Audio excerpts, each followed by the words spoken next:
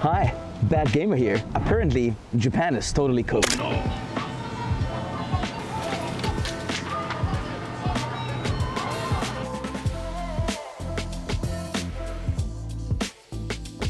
So there was this whole Japan tuber drama, which you might or might not have seen. I'm not sure. If you want to watch it, then at least watch Chris' version of the video because he's actually spitting some facts. But here's one thing that no one is really addressing. Let's talk about the graffiti itself.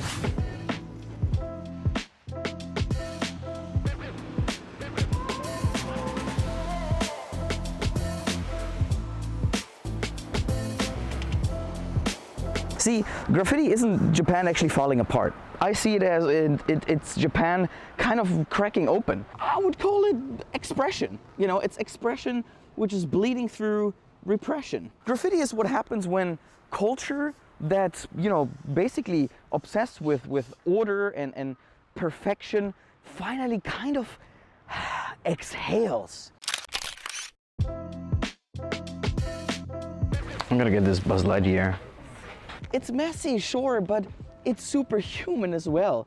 And it's a reminder that creativity does not only exist on canvases approved by the City Hall. Also, rate my Asian squad. If you walk through London, New York, Berlin, graffiti isn't a sign of collapse. It's literally culture leaving fingerprints. It's how a city speaks to itself when the official channels stop listening. Because the streets here are so sterile, they barely feel alive sometimes. Now you might be thinking, yeah, Bad Gamer, but then why do you live in Japan? Because, you know, I like it either way, man. I just don't think that graffitis are such a big deal. But yeah, you can definitely walk, I don't know, 10 blocks and you never see a single trace of sometimes even personal identity. Just perfectly maintained concrete and a million convenience stores that all kind of look the same. Which again, it's not a bad thing. But I don't think that graffiti is always disrespect. It's proof that not everyone's content pretending to live inside a postcard. Now, this whole drama also touched a nerve for anyone. Dude, the trains are so loud. For anyone who has been here longer than a vacation. Because being a foreigner in Japan has totally changed, and it has never been weirder in the 7 years that I've been here. 5 years ago, people might have been curious, you know, when they saw you. Now it feels like there's this underlining tension again. Like you're part of the problem, even if you're just existing. Part of that comes from these particular viral videos, you know, the ones that reduce Japan to a playground or just a backdrop, which is super cringe, man. Stop doing that. Every time one of those goes viral, people living here have to deal with the aftershock.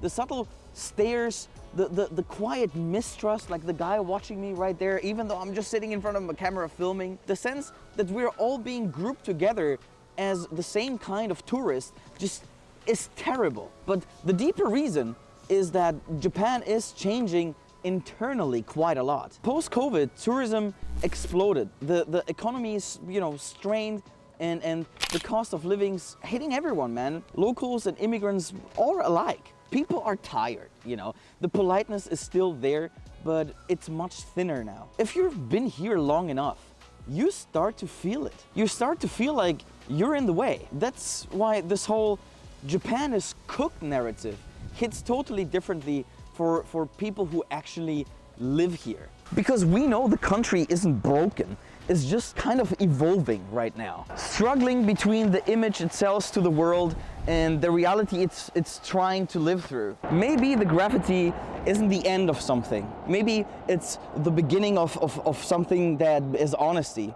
For a country that is built on order and saving face, cracks in the system might be the most honest art it's ever made. People see graffiti and think it's corruption. I see it and I think it's connection. Because for once, the walls aren't blank. If Japan is really cooked, maybe it's just finally getting seasoned a little bit. Thanks for watching as always. Leave a like, leave a comment, you know the drill. Bad Gamer out.